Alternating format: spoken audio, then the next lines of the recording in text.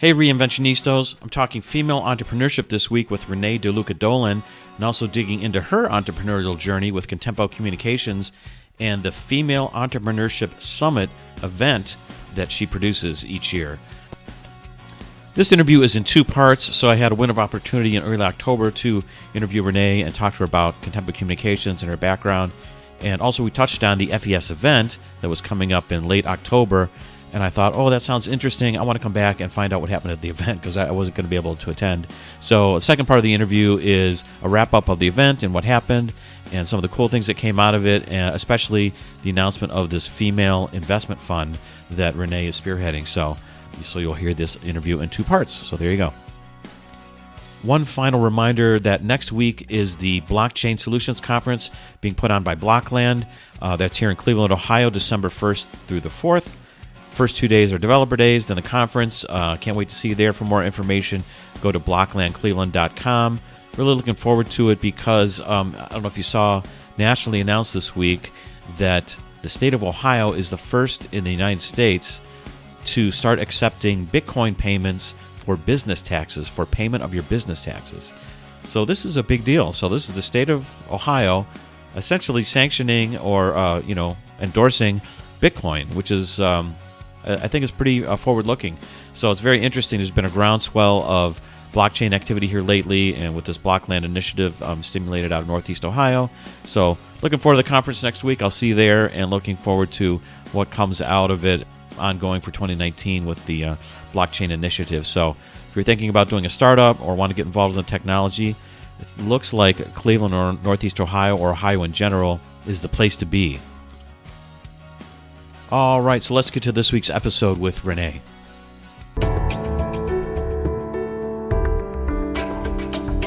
Welcome to Jim's Reinvention Revolution podcast, the show that explores reinvention in the digital age as it relates to career, creativity, and technology. Stay tuned for interviews with professionals, entrepreneurs, and creatives that have reimagined success and are making a pivot.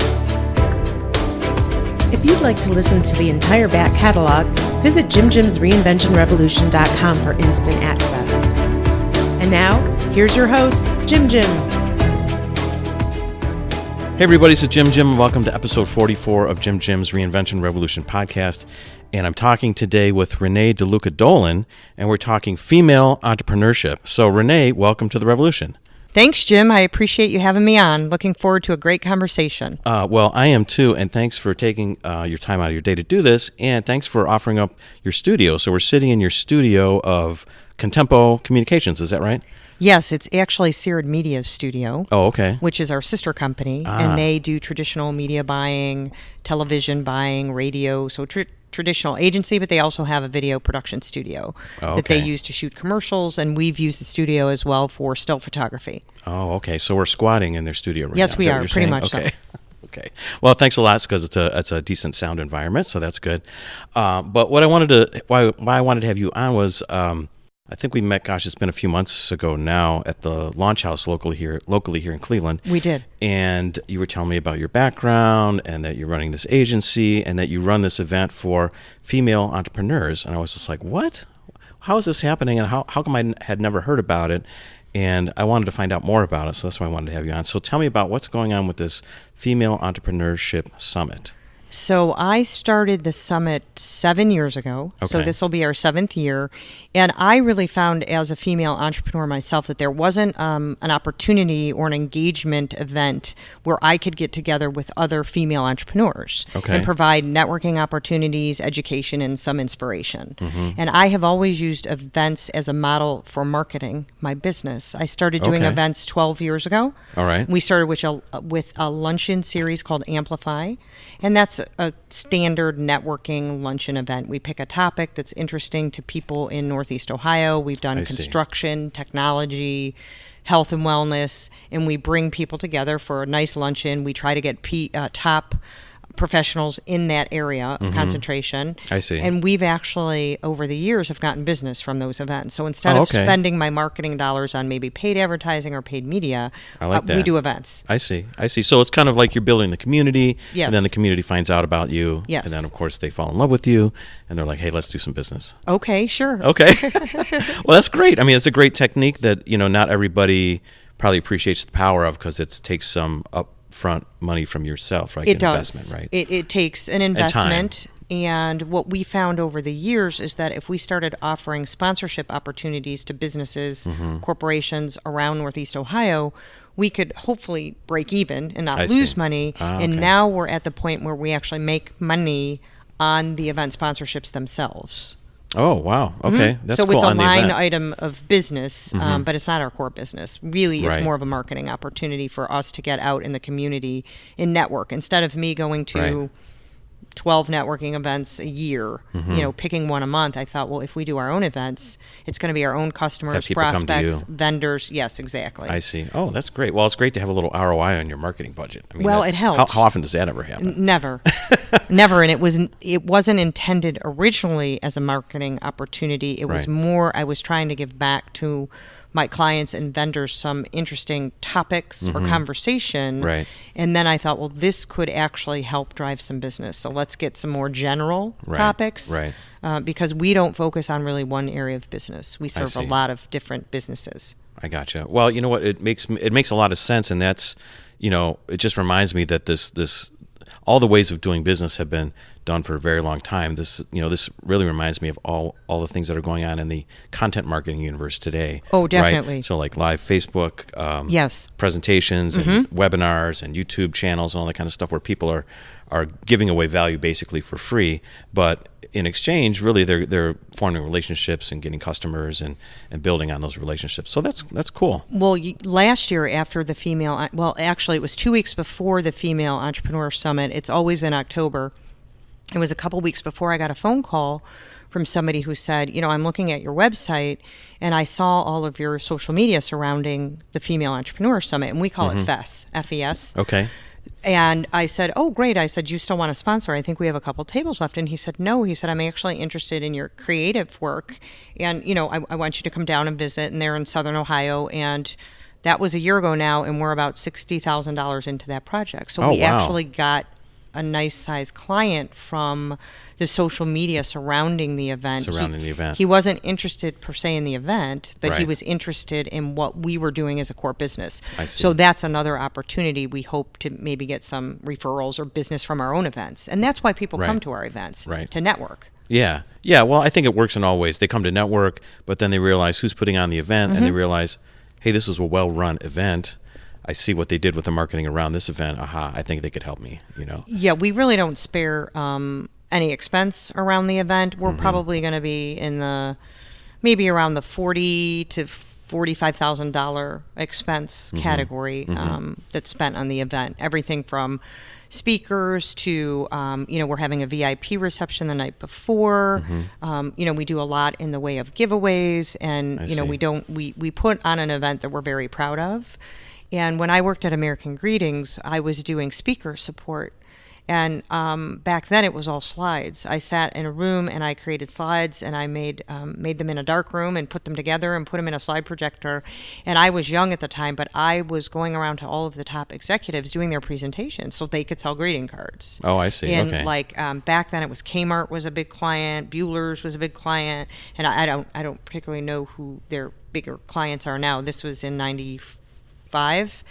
And that's when I got to learn about events, and I thought, this is really cool. Oh, so that was kind of the spark for kind of presentations, and I like events, and they did an annual meeting that I got involved in, and I thought, this is something I enjoy, I too. see. Cool. Well, before we dig further into your background there, let's tell everybody what this specific event is about, and what it's based around, and what the audience of it is for, or who you're trying to attract, So the initial intent was to get like-minded women like myself, who had been in business for, I'm going on 21 years now, who wanted to network with other women in business because we're busy and we take care of our families, we take care of our aging parents, we take, some of us have younger kids, and we don't get together as a group. Female entrepreneurs rarely network together as a group, which I thought was really interesting. Right. Okay.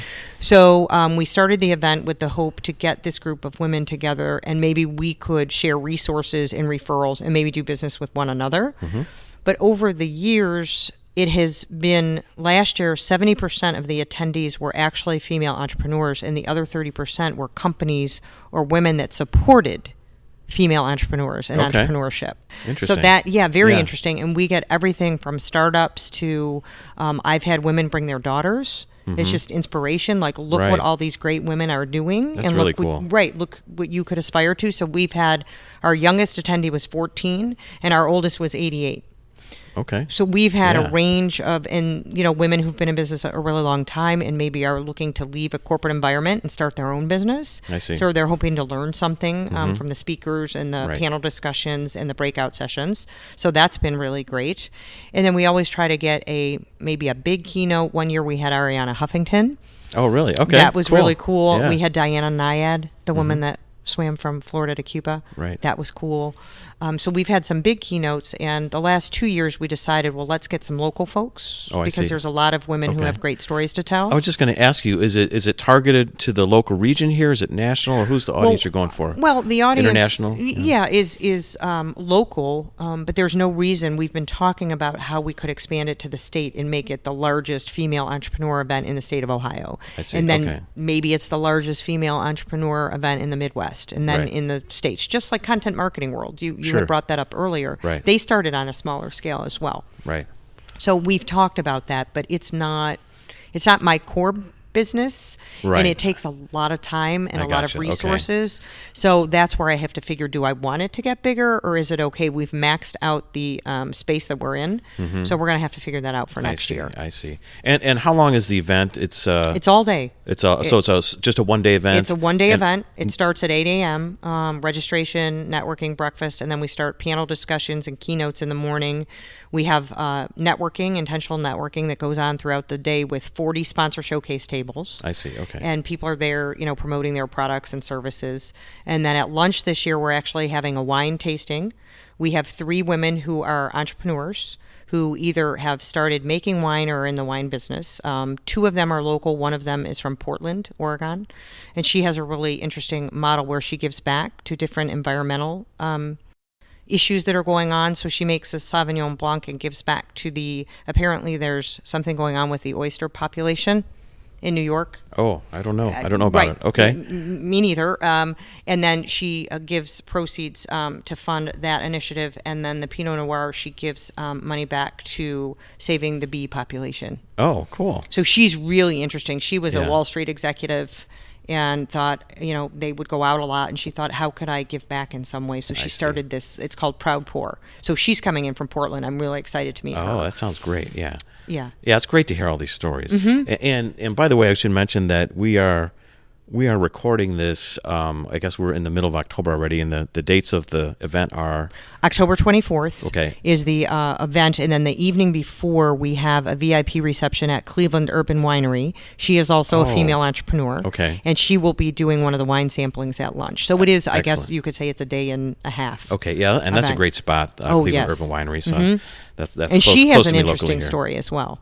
Yeah, she does have an interesting story. I've looked into it right before they opened. So cool. Well, the reason I mention it is that by the time this episode comes out, it'll probably be after the event happens. But as we discussed earlier, I'm going to hopefully get back in touch with you, and you can give me like a little summary, like follow-up, and we'll also pop that into the episode. So that sounds great. Fun for people to listen to, and that way the word can get out. And so if you're out there looking for female entrepreneurship events to get in touch with or whatever, you'll be able to find it out there online. So cool. So thanks for describing that. I was really interested in hearing about it. I'm like, wow, where is this stuff coming from? Because it's really, part of the reinvention revolution, as I call it, is this, bubbling up or unleashing of this kind of entrepreneurial flavor in the world now, with the internet at scale and with everybody being able to think a little bit differently.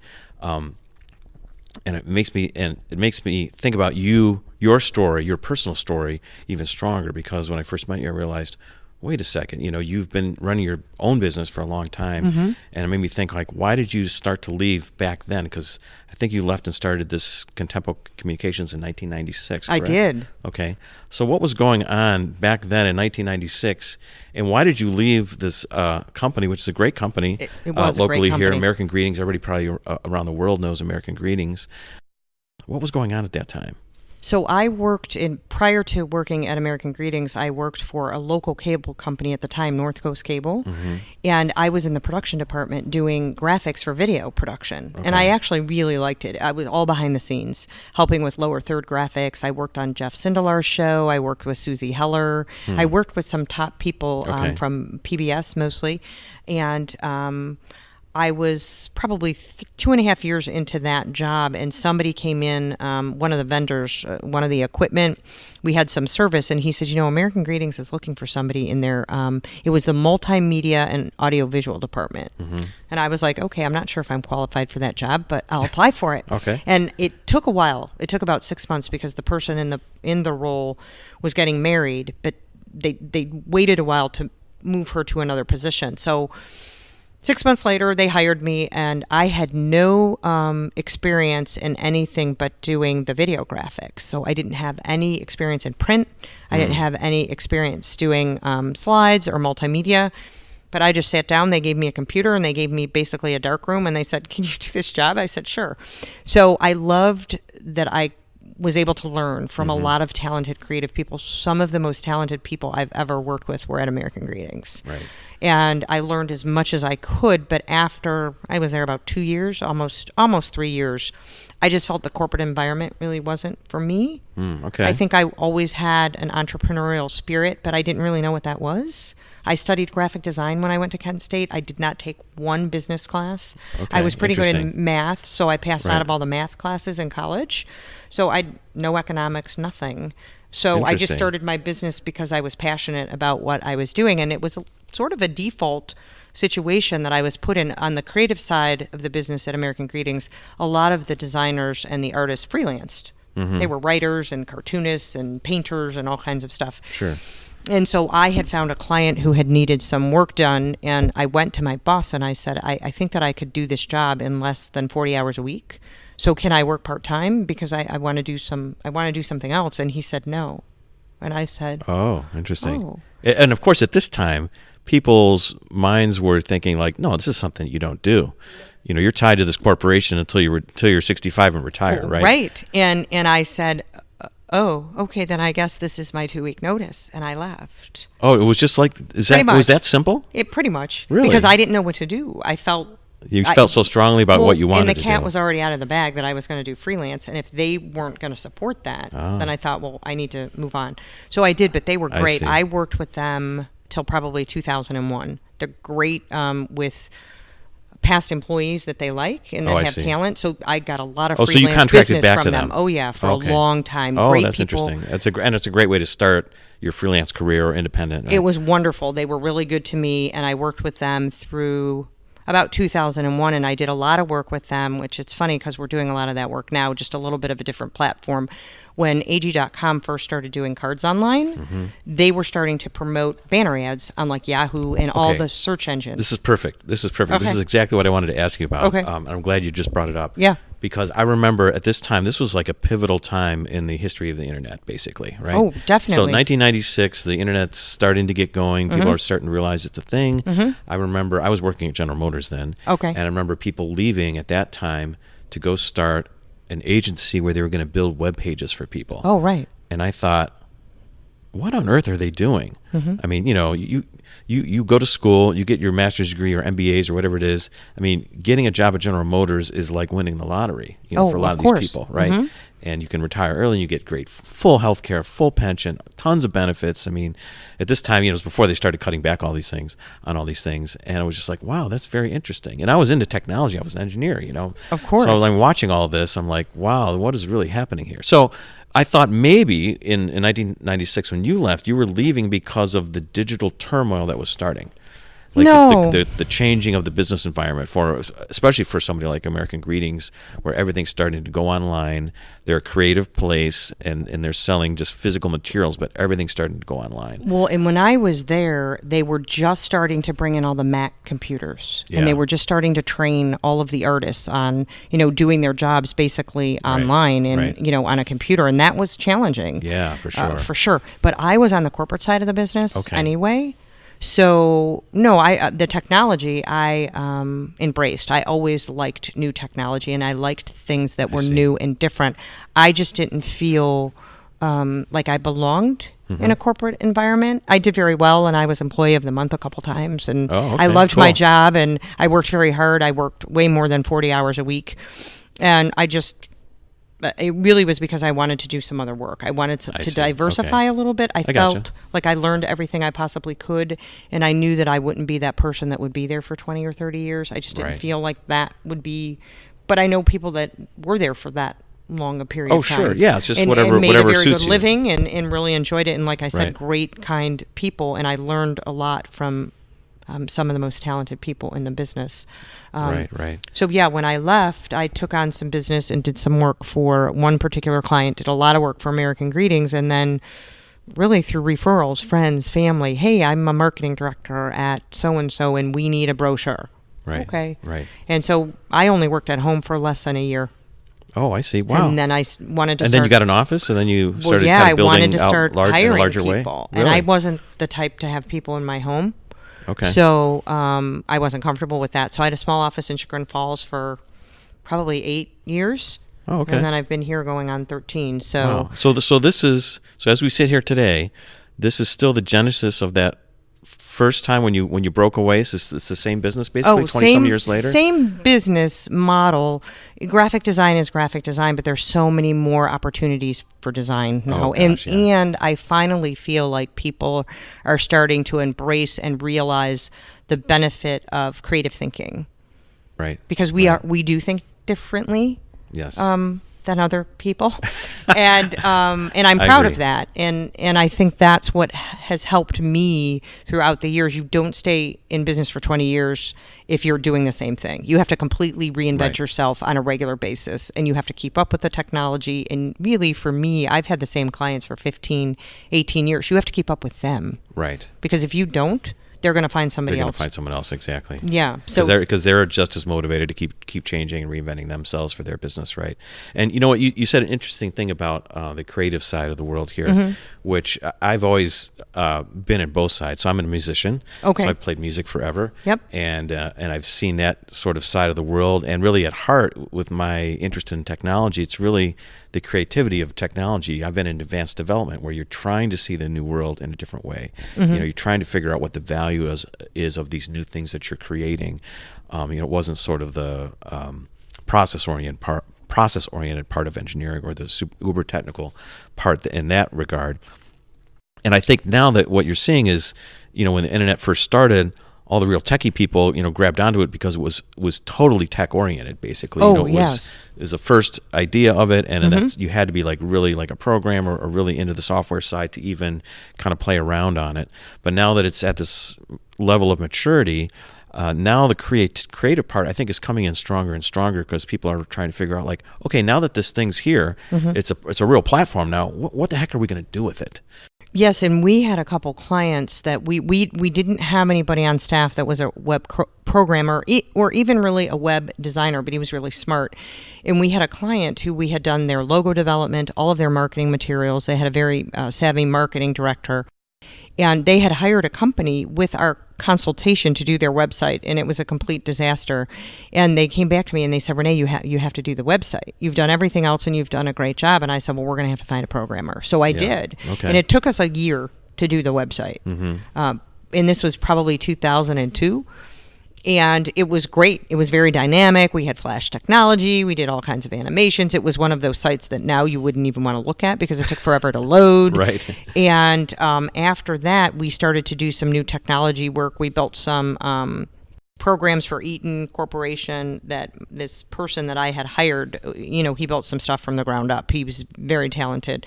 And that's when our business started to really boom, when we started to do some things, again, that other people weren't doing. I've always tried to do things that other people aren't doing, and I felt that there's a need for that. And if I have the need or a client has a need, we can't be the only ones. Right. So that's how I've been able to evolve and grow my business over the years.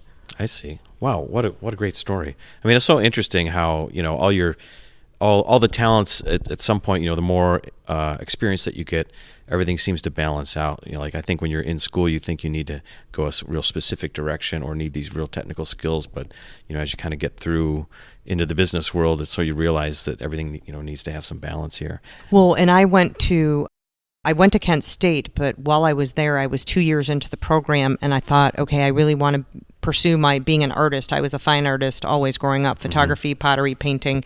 So I went to the Institute of Art. I filled out an application, and I got accepted. And I remember having the conversation with my mother, and I said, what do you think I should do? Should I stay here, or should I go to the Institute of Art? And we had a conversation about getting a more well-rounded background. And the Institute of Art is obviously, world-renowned for their programs. That's right, yeah. But I was a communications major and actually a design minor at Kent, and I'm glad that I stayed, because I think all the communications classes that I got helped me do what I'm doing today. Yeah, absolutely. Well, yeah, who knew that this whole content marketing explosion was going to happen with the internet? I mean, it's amazing what's really happening, right? Oh yeah, I had no idea. As we sit here talking on a podcast. Right. And we do now today, our primary focus is visual branding, and we do a lot of environmental graphic design, so a lot of design in spaces. So everybody now wants to take their brand, or they should be thinking about pulling their brand into their environment, either for the sake of their employees or their customers. So we're developing a lot of spaces, whether it's colors on walls, graphics on walls, murals. We worked on the corner bar space at Progressive Field. We've done a lot of the concession stand murals there. We've done a lot of work in the environments at Progressive Field. And that's when we started to say, there's probably a lot of other companies that need help in this area.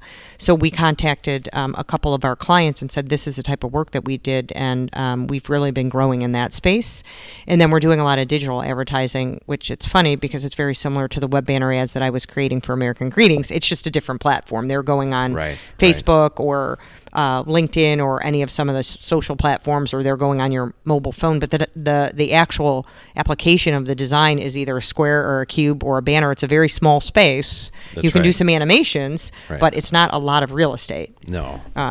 So we're doing quite a bit of that work right now, too. I see. Well, that's interesting you bring up digital, because it leads into my next question here. Okay. So we've got a few minutes left, but I always like to ask these kind of questions that are always on my mind in terms of how I'm seeing the world as it goes forward here.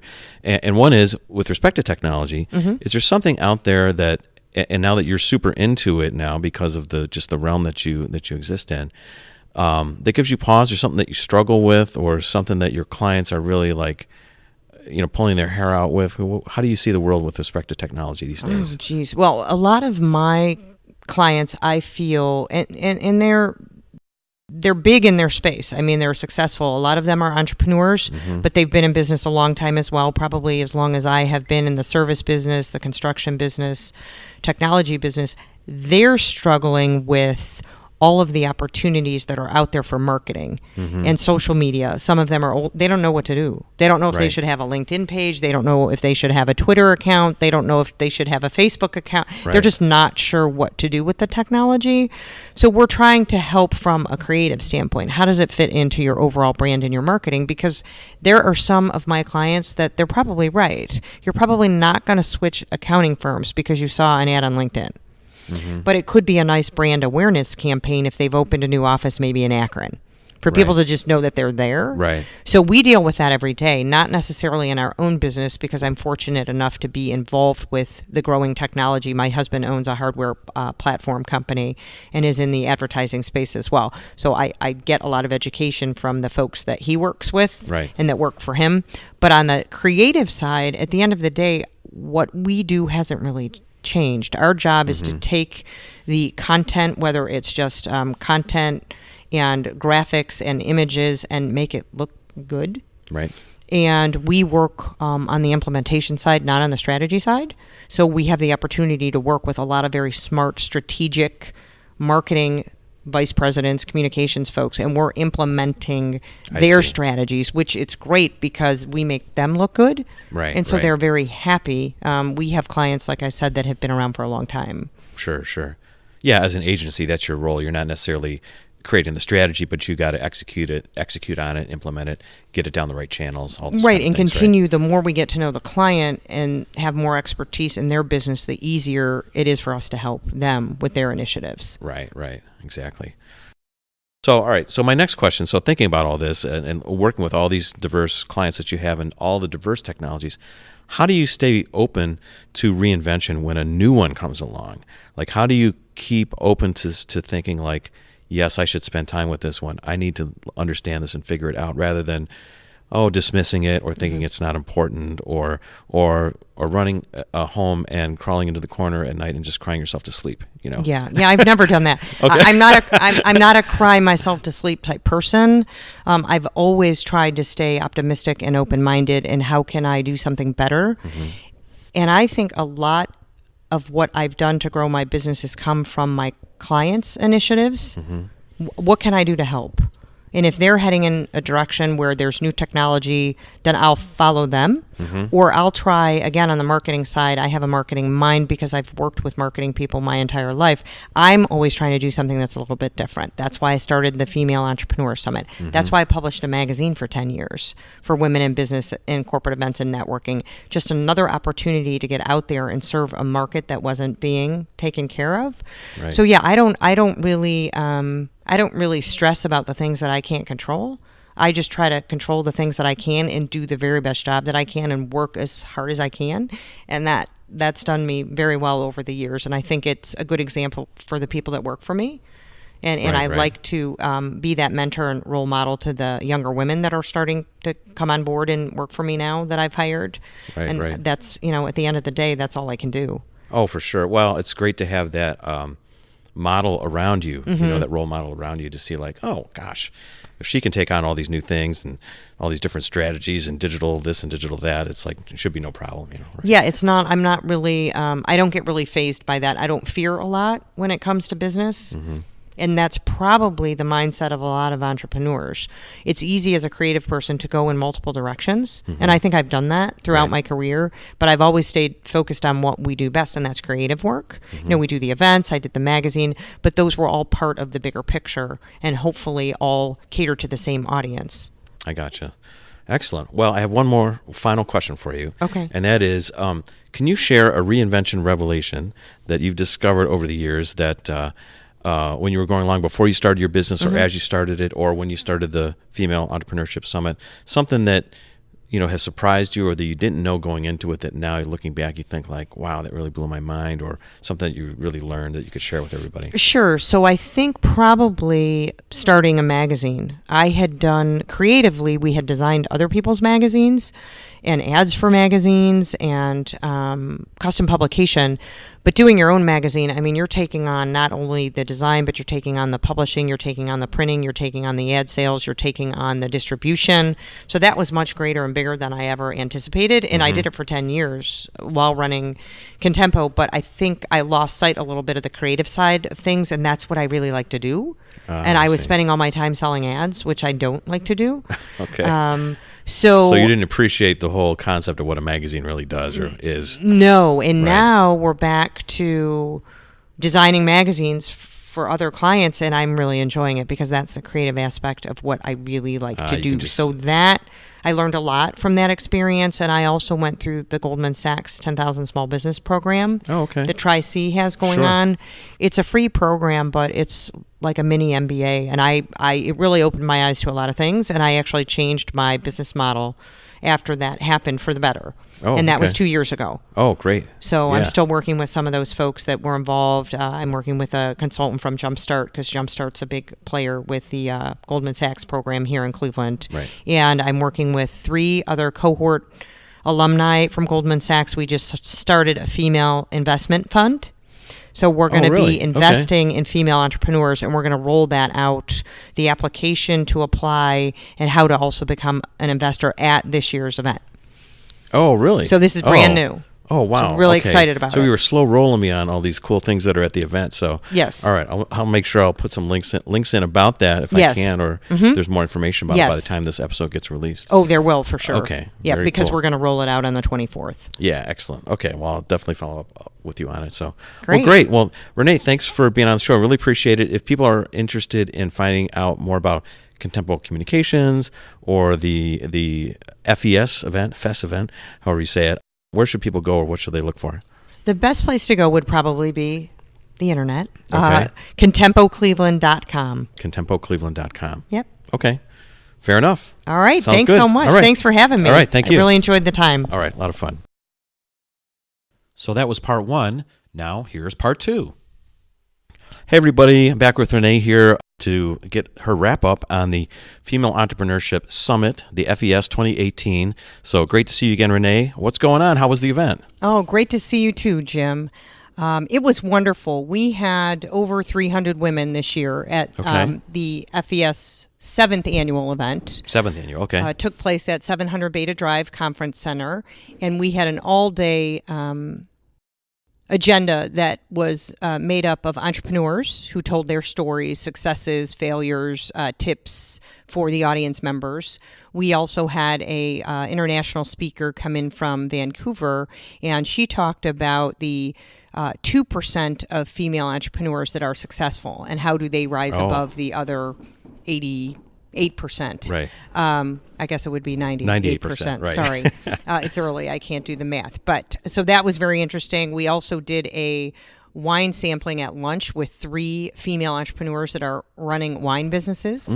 Okay. Some of them are actual winemakers. Others are just running the businesses. 2 were from this area and 1 was from Portland, Oregon. Okay. And she has a really interesting model where she is giving back to the environment on every bottle of Sauvignon Blanc and Pinot Noir that she sells. One is for the bee pollination, and the other is for saving the oysters in the New York area.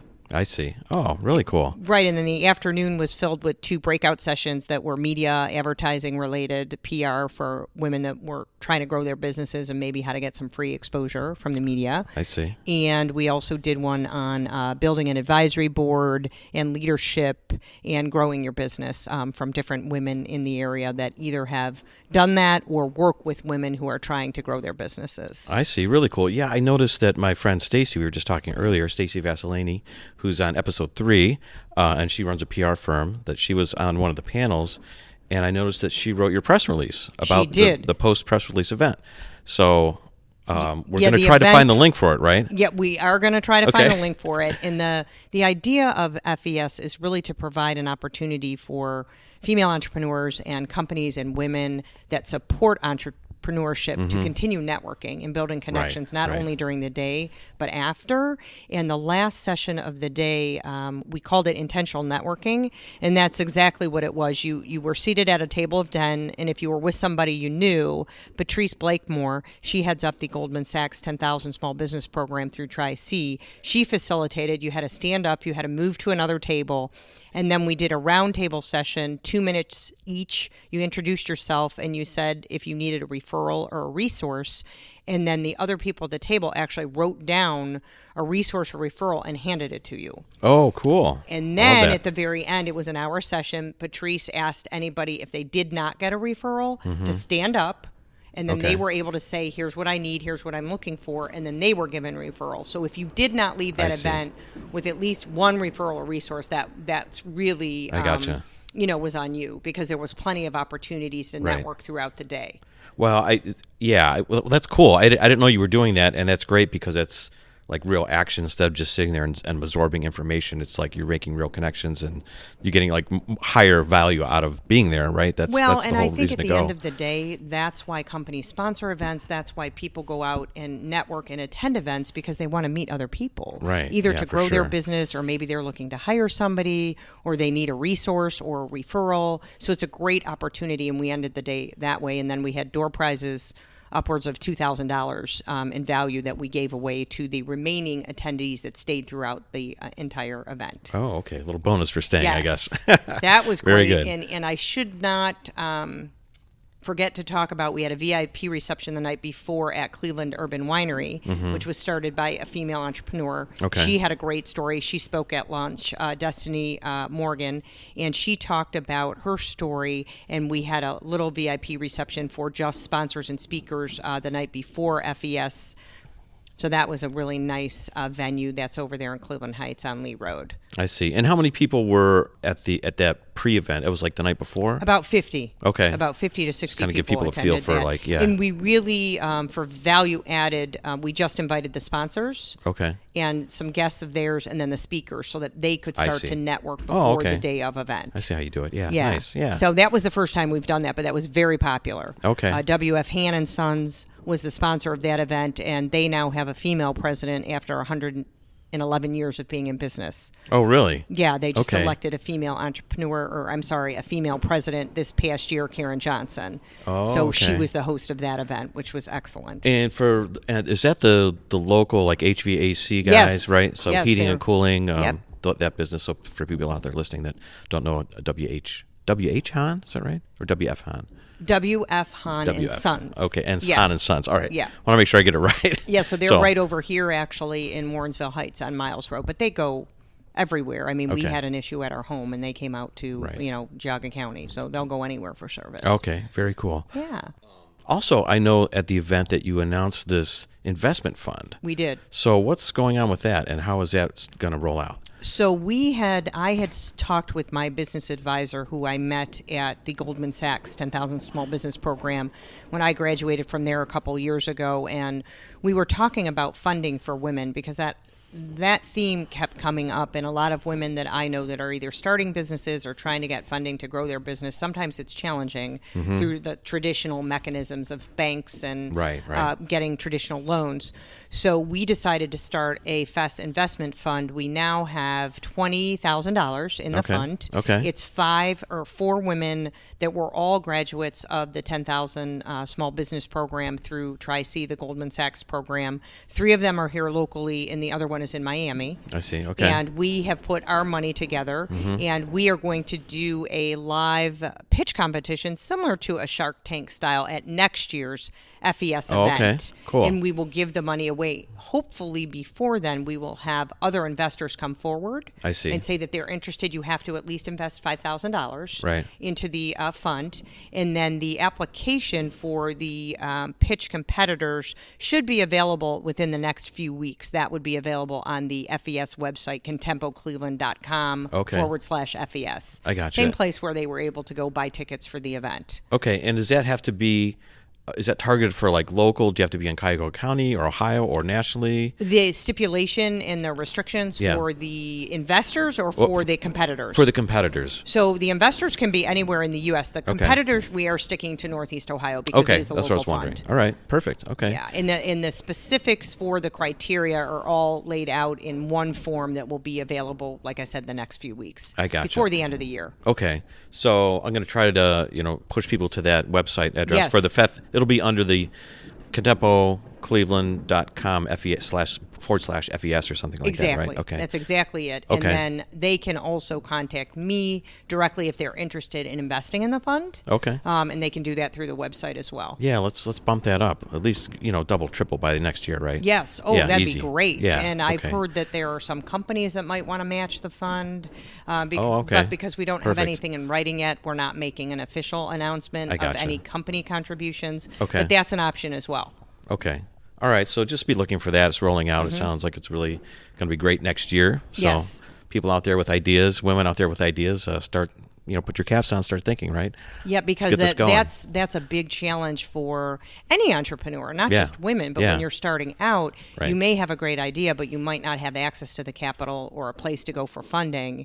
And at least in this case, for women starting out, we thought, let's provide this opportunity because it's harder for women to get funding than it is. Yeah, and then maybe it's more comfortable or just a more welcoming environment, et cetera, so it's like like-minded people need to get together and help themselves. So exactly. I think it's really cool. Time goes goes on and you start to get some success in your business, you want to give back and you want to help and support others that may be taking the same path that you took or maybe on a completely different path, but it's nice to be able to offer the funds. I gotcha. Yeah, really cool. So do you have dates for next year's event yet? Yes, it'll always be, I believe that's the third Wednesday of October. It's the 23rd. Actually, October 23rd, 2019. Okay. Right. All right, so look for it. Yeah. Sounds great. Thanks so much, Renee. Yeah, it was great to see you again. Okay, cool. Bye. All right, bye-bye. Thank you for listening to Jim Jim's Reinvention Revolution podcast. If you want to hear more, join our mailing list at jimjimsreinventionrevolution.com. See you next time, and remember, the revolution has just begun. So dig in, embrace the process of reinvention, and start realizing the success you've always dreamed of. Hey, revolutionaries, if you enjoyed today's episode and today's guest, let them know by commenting on their Facebook page, finding their Twitter handle or Instagram feed, and letting them know you heard them on Jim Jim's Reinvention Revolution podcast, and tell them what you got out of the episode, what you really liked, or how they inspired you. I know they would get a kick out of it and will help others find the same value that you found.